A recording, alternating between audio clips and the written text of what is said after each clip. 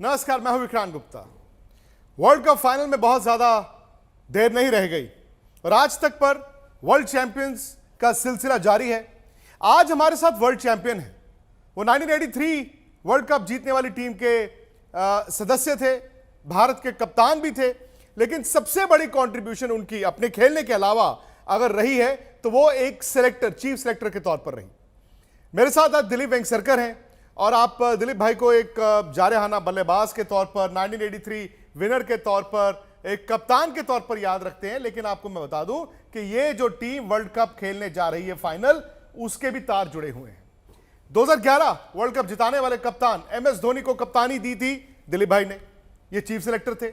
विराट कोहली और रोहित शर्मा जो युवा खिलाड़ी आए थे, इनको पहली बार भारत की टीम में जगह देने के लिए भी मैं दिलीप भाई को कॉम्प्लीमेंट करता हूं। तो दिलीप भाई, पहले तो आपका बहुत स्वागत है। 1983 वर्ल्ड कप इंडिया ने जीता, उसके बाद देखिए 2011, आज 2023 आ गया है। सबसे पहले तो ये कप आ रहा है। बहुत बहुत ही अच्छा चांस है, बहुत ही अच्छा मौका है हमारे लिए, क्योंकि ये जो टीम खेल रही है वो अद्भुत खेल रही है। क्योंकि मैंने ऐसी इंडियन टीम को देखा नहीं खेलते हुए, बिकॉज 10 से 10 पूरे मैचेस जीत गए वो लोग। और जिस बैटिंग, बॉलिंग, फील्डिंग हो रही है, तो मुझे लगता है कि India should win it. India should win it. 1983 में जब आपकी टीम गई थी, तब तो आप लोगों ने भी नहीं सोचा था कि वर्ल्ड कप जीता जा सकता है। नहीं नहीं, हम लोग तो 500 हमारे ऑड्स थे इन वर्ल्ड कप जीतने के। तो मुझे लगता है कि हम लोग फेवरेट्स थे। I think we were the least favourites to win the world cup. तो मुझे लगता है कि जिस तरह से हम लोग खेले, I think match by match, लेकिन हम लोग एक्चुअली बीच में कई मैचेस भी हार गए थे, ऐसी बात नहीं थी। इवन एक्चुअली वेस्ट इंडीज को आप देखे इन 1975 कि वो लोग एटलीस्ट 2-3 मैच हार गए थे बीच में, और 79 में भी वो लोग हार गए थे बीच में। लेकिन ये टीम 10 ही 10 मैच आराम से जीत गए। जिस तरह से खेल रही है इंडिया, तो I think India has to play really badly to lose the match. सही बात है। और दिलीप भाई, पहले तो मैं आपको कॉम्प्लीमेंट जैसे हम कर रहे थे, बहुत से दर्शकों को शायद इस बात का इल्म नहीं होगा कि एक यंग विराट कोहली को और एक यंग रोहित शर्मा को भारत की टीम में आपने एज चीफ सिलेक्टर सबसे पहले मौका दिया था।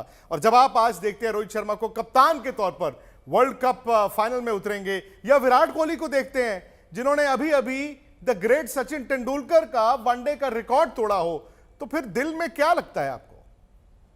मैं बहुत खुश हुई थी, बहुत गर्व होता है हमारे लिए, क्योंकि विराट को हमारे सिलेक्शन टीम ने 2007 में चुना। I think he had played under 19, लेकिन उसके पहले मैंने उसको अंडर 16 के मैचेस में देखा था। That time I was chairman of talent spotters, और तभी आई न्यू कि ही इज गॉट टैलेंट। लेकिन जिस तरह से उसने अंडर 19 का वर्ल्ड कप जीता, उसके बाद हम लोगों ने इमर्जिंग प्लेयर्स टूर्नामेंट की टीम सिलेक्ट की थी। उसमें इंडिया, ऑस्ट्रेलिया, न्यूजीलैंड खेलते हैं, इंडिया खेलती है, तो वो टीम थी, वो अंडर 23 की टीम हमने ली थी। लेकिन बाकी के टीमों ने उनके टेस्ट प्लेयर्स भी लिए थे। अच्छा। या पहली मैच अगेंस्ट न्यूजीलैंड की, उनके पास 7 टेस्ट प्लेयर्स थे। तो उन्होंने आई थिंक 270 किया। और उसके बाद प्रवीण आमरे जो कोच थे, उन्होंने विराट को ऐसे ही पूछा कि आप ओपन करोगे? हाँ, मैं ओपन करूंगा, जरूर करूंगा। अच्छा। And then he scored 100 at the opening innings, और उसके बाद I think he remained not out at 123. And that impressed me. मुझे लगा कि this guy is matured. और 100 के बाद विकेट फेंकी नहीं, I think he batted till the very end. और जिस तरह से उसने match जीताया, it was very impressive. तो उसके बाद हम लोग वापस आए, और श्रीलंका हमारी टीम जा रही थी, तो मैंने उनका नाम सजेस्ट किया और फिर उनको टीम में शामिल किया। लेकिन दिलीप भाई, खुशी तो बहुत होती होगी ना जब आप किसी खिलाड़ी को चुनते हैं, और खिलाड़ी को चुनते नहीं है, एक चैंपियन को स्पॉट करना और उसके बाद ये देखना कि यार वो तो दुनियाई क्रिकेट में राज कर रहा है, ये भी तो अलग तरह की फीलिंग होती होगी। नहीं, बहुत ही खुशी होती है, because if you see the entire career, वो बेहतरीन खेला है, और फिटनेस लेवल का जो उसने किया है, तो वो तो मैं तो मेरे एकेडमी में सबको बोलता हूँ कि उनको फॉलो करो, उनके फिटनेस को फॉलो करो। और वो 1 से 2 रन देता है, 2 से 3 रन देता है, और उसके बाद भी I think ready for a big shot. ऐसी नहीं की थी कि he gets tired, I think wants to take his breath back. बेहतरीन खेला है अभी तक he is been simply outstanding. I think one of the best players in world cricket. आपकी बात होती है विराट से या मुलाकात? कभी कभी होती है, अभी इतनी होती नहीं है, कभी कभी होती है, ऐसी बात नहीं है। But I just message him if he plays well definitely and he answers very quickly. उस दिन आपका किस तरह का आपने मैच देखा, टीवी पे देखा या मैदान में थे जब उन्होंने सचिन का वो रिकॉर्ड तोड़ा, 50वां 100 वनडे क्रिकेट में बनाया, वो भी वर्ल्ड कप सेमीफाइनल में? यार मुंबई में मैच हो और हमने जाए मैच में तो ऐसा होता नहीं है। Of course I was on the ground, मैं ग्राउंड पे था, and that was a great moment for Indian cricket, a great moment for him also. बहुत ही बेहतरीन इनिंग उन्होंने खेली, क्योंकि एक्चुअली वनडे क्रिकेट में जो 10 ओवर से 40 ओवर तक होता है तो बहुत अहम होता है। और जिस तरह से ही प्लेड हिज शॉट्स, और मैं आपको एक्चुअली बात करना चाहता हूं कि he played in all cricketing shots. ऐसी बात नहीं कि उल्टा सुल्टा उसे मारा कुछ। तो इसके लिए मैं बोलना चाहता हूं कि those who are watching the match, they should see him how the way he plays his shots and builds an innings, और सब shots I think excellent cricketing shots थे। तो इसके लिए मैं बोलना चाहता हूँ कि there is no need to play all those flamboyant shots. I think you can just play cricketing shots, और आप 100 कर सकते हैं, you can score 200 also, लेकिन प्योर क्रिकेटिंग शॉट्स वो खेला, बहुत ही बेहतरीन इनिंग उन्होंने खेली। मुझे याद है जब सचिन की रिटायरमेंट हुई थी और वो अंबानीज के जो उनकी पार्टी चली, सलमान खान ने पूछा सचिन आपका कोई रिकॉर्ड नहीं तोड़ सकता, तो सचिन ने कहा इसी कमरे में बैठे हुए हैं 2 खिलाड़ी, एक विराट कोहली, एक रोहित शर्मा। और अब बात रोहित की, मुझे याद है दिलीप भाई जब 2007 आप चीफ सेलेक्टर थे और भारत की टीम वर्ल्ड कप में चुनी गई, मैं मुंबई आया था उस दिन आपका इंटरव्यू करने के लिए। वो टीम वेस्ट इंडीज जा रही थी, लेकिन आपने मुझे बताया कि यार एक रोहित शर्मा नाम का लड़का है, शायद उस वक्त कोई T20 या कोई डोमेस्टिक टूर्नामेंट चल रहा था, आपने कहा यार उसने 100 बनाया है, और ये 2007 की आई थिंक जनवरी या फरवरी की बात है। आपने कहा कि आने वाले वक्त में ये बहुत बड़ा प्लेयर आएगा। मतलब रोहित शर्मा में आपको क्या दिखा था? देखो तभी मैं एनसीए में भी था, और एनसीए में हम लोग ये प्लेयर्स को ग्रूम कर रहे थे। उसमें रोहित शर्मा था, आई थिंक वो 17 ईयर्स ओल्ड, और उसने एक 100 बनाया था वहां पे। It was very impressive 100। तो I was selector of Mumbai also that time, और मुंबई की और ऑस्ट्रेलिया के मैं सीसीआई पे थी। It was the first game of the tour for Australia, और तब मैं इंसिस्ट किया कि इसको खिलाओ करके टीम में। लेकिन वो आया तो उसको लगा कि वो मैच खेलेगा नहीं, तो फीडबैक लाया नहीं उसने। अच्छा। तो हमारे कोच चंद्रकांत पंडित थे, तो मैंने उनको बोला कि यार 17 ईयर्स ओल्ड, मेरे को उसको डांटना मत था। अच्छा। तो उसको आराम से लेना, लेकिन because he is young, he doesn't know. तो फिर उसके बाद जो उसने बैटिंग की, आई थिंक ब्रिलियंटली। और उसके पहले ऑफ स्पिनर भी अच्छा था वो, ऐसी बात नहीं, वो ऑफ स्पिन भी अच्छा डालता था, लेकिन अभी क्यों नहीं डालता है मुझे पता नहीं है। लेकिन बैटिंग तो उसके पास इतना टाइम है, and on the way he plays a short ball, I think hook shot, pull shot, everything. I'm not saying these shots only, लेकिन सारे शॉट्स वो खेलता है। I think he plays with lot of authority. तो आप तो मैदान में थे ही। एक तो आपने हम सबको बता दिया कि मुंबई में अगर कोई मैच अब हमने देखना हो तो टिकट आपसे लेनी है, लेकिन दिलीप भाई वो उनकी कप्तानी को देखते हुए, वो माहौल देखते हुए, वो आपको लग रहा है कि उनमें वो कप्तानी का एक्स फैक्टर है जो वर्ल्ड कप जीतने के लिए चाहिए होता है? जरूर, क्योंकि द वे इज मोल्डेड इस टीम, बहुत ही अच्छा मोल्ड किया उन्होंने टीम को। मैन मैनेजमेंट अच्छा है उसका, ऐसा मुझे लगता है। और मुंबई इंडियंस के लिए भी उसने अच्छा किया है। अरे 5-6 बार जीते आईपीएल वो, तो उसे कप्तानी का गुण भी है उसमें। और मुंबई के लिए भी बहुत सा लीड करता है वो। लेकिन अभी इंडिया के लिए तो बहुत ही अच्छा लीड किया उसने, क्योंकि एक्चुअली 50 ओवर में you to plan, you to plan strategies, everything वो करना पड़ता है। हर ओवर इंपॉर्टेंट रहता है, how you bowl in middle overs, I think वो सबसे अहम होता है। और जिस तरह से इंडिया खेलती है मिडिल ओवर्स में, इसके लिए तो I think they are winning every match. एक बैटिंग भी और दिलीप भाई गेंदबाजी भी देखें। आपने तो खैर उस दौर में क्रिकेट खेली है जहां पे वेस्ट इंडीज के वो तेज गेंदबाज होते थे। आपने जब क्रिकेट की शुरुआत की तो उन जमाने में तो हेलमेट्स भी नहीं थे, फिर हर कंट्री के पास एक ऑलराउंड बॉलिंग अटैक होता था, वो तेज गेंदबाज भी, स्पिनर भी। ये जो 5 गेंदबाज भारत के खेल रहे हैं, आप इनको कहां पर आंकते हैं वर्ल्ड कप इतिहास में ओवरऑल? बहुत ही एब्सोल्युटली ऑन टॉप। मुझे मुझे लगता है कि they can be rated amongst the very best. कि जिस तरह बुमराह बॉलिंग कर रहे हैं, शमी ने बॉलिंग की, सिराज बॉलिंग कर रहे हैं। देखो एक्चुअली जब हार्दिक पांड्या इंजर्ड हो गए तो हमें लगा कि अभी कौन खेलेगा इनकी जगह, लेकिन Shami bowled brilliantly in this tournament. Absolutely ऐसे बोलते हैं ना कि you to grab that chance with both hands, तो उन्होंने वैसे ही किया। तो मैं हमेशा मेरे एकेडमी में बोलता हूँ, आई सेड कि दीज आर बिग गेम्स, और बिग गेम्स में ही आपको डिलीवर करना पड़ेगा, so that you will be noticed. Shami ने वही किया, ही बॉल्ड ब्रिलियंट थ्रू आउट। और कल भी I think match winning spell, मुझे ऐसा लगा था कि वो लोग शायद करीब आ सकते हैं, लेकिन of course I think to chase 400 runs मेरे लिए इतना मुमकिन नहीं था। लेकिन you never know in cricket. लेकिन जिस तरह से उसने बॉलिंग किया, एब्सोल्युटली लाजवाब बॉलिंग था। नहीं वाकई में, और ये एक रिस्क भी है। आपने हार्दिक पांड्या की चोट की बात की दिलीप भाई, उस वक्त तो ये लगा कि भाई वर्ल्ड कप गया, क्योंकि हम वर्ल्ड कप से पहले कह रहे थे कि हार्दिक पांड्या वो बैलेंस देते हैं, वो ऑलराउंडर हैं, क्योंकि ऑलराउंडर्स चाहिए। अच्छा, अब एक मैच पड़ा हुआ है, होपफुली इंडिया जैसे आप कह रहे हैं जीतेगा, वर्ल्ड कप भी जीतेगा, फिर ये इतिहास में लिखा जाएगा कि इस टीम में कोई ऑलराउंडर नहीं था, इस टीम में 5 गेंदबाज थे, इस टीम में 6 बल्लेबाज थे। देखो एक फायदा कि केएल राहुल विकेट कीपिंग कर रहे हैं जी, and is a pure batsman as well. तो मुझे लगता है कि बैटिंग का कुछ प्रॉब्लम नहीं है। सूर्य कुमार यादव भी है वहां पे, और बॉलर्स है, तो हमारे 6 बैट्समैन है हमारे पास, those who can play all the overs. ऐसी बात नहीं है। और सब फॉर्म में है, ऐसा नहीं कि ये फॉर्म में नहीं है, वो फॉर्म में है, ऐसा बात नहीं है।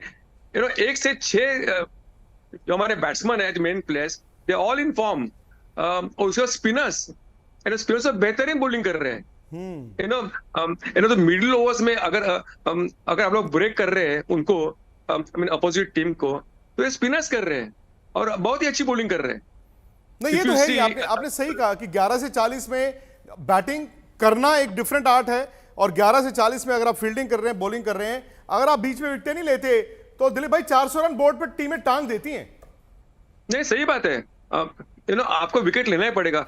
अगर आप देखेंगे 1985 में हम लोग ऑस्ट्रेलिया में जो जीते बेंसन एजेस वर्ल्ड कप, उसमें एल श्रीरामकृष्णन और रवि शास्त्री बॉलिंग करते थे, और मिडिल ओवर्स में they should take at least 4-5 wickets. सही बात है। तो उसमें हम लोग मैचेस जीत गए। लेकिन एक्चुअली वैसे अभी ये 2 बॉलर्स कर रहे हैं, और ये अच्छी बात है। और इंडिया के विकेट्स भी वैसे I think they are not extremely fast, bouncy whatever, तो that helps spinners as well. Dilip, बहुत लोगों को शायद अंदाजा नहीं है कि जब एमएस धोनी कप्तान बने थे उस वक्त आपका रोल क्या था, क्योंकि अभी सचिन ने हालिया कहा कि हाँ उन्होंने आपको कहा था, रिकमेंडेशन दी कि आप यंग कप्तान की तरफ जाना चाहते हैं तो धोनी को बना दो। जरा पीछे जाकर बताइए ना उस वक्त क्या हुआ था। देखो एमएस धोनी को हम लोग जब फर्स्ट टाइम देखा तो उसका अप्रोच, उसका एटीट्यूड बहुत ही मुझे लगा कि ये आदमी कर सकता है। Body language also was there and he look very positive as a player.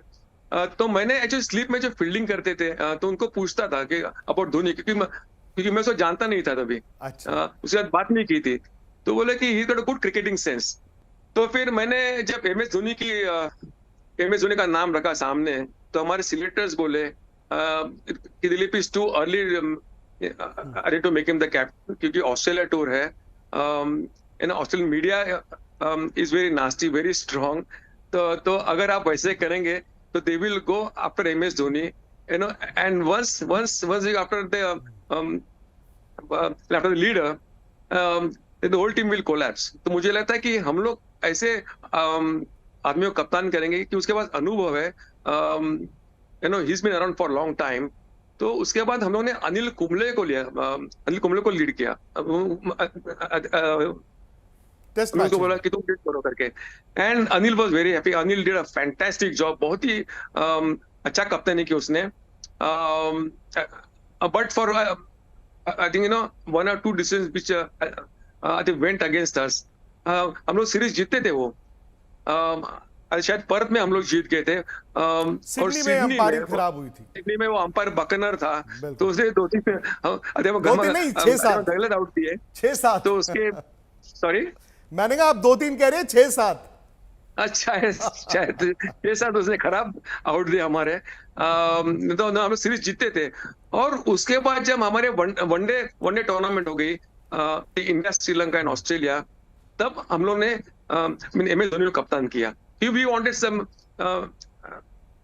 young guy, and young team also, I think, with energy, fresh legs or whatever. So we picked young team for that. और फिर MS Dhoni ने जिस तरह से कप्तानी की, जैसे batting की, सचिन ने बहुत ही अच्छी बैटिंग की, तभी मुझे याद है, and we won the tournament. और उसके बाद से वो एक और सिलसिला उसके चलना बाद शुरू हुआ, 2011 में जाके खत्म हुआ। हाँ जी, सॉरी। मैंने कहा उसके बाद ऐसा सिलसिला शुरू हुआ कि जो 2011 में जाकर भारत को वर्ल्ड कप ही मिल गया। सही बात है, सही बात है। तो उसके बाद 2007 में I think again we made him the captain for the first T20 world cup. तभी मुझे याद है कि 5 या 6 प्लेयर ने बोले कि हम लोग खेलेंगे नहीं, और T20 फॉर्मेट हम लोग ने खेला ही नहीं था कभी, and our board was the last board to accept that format. बिल्कुल।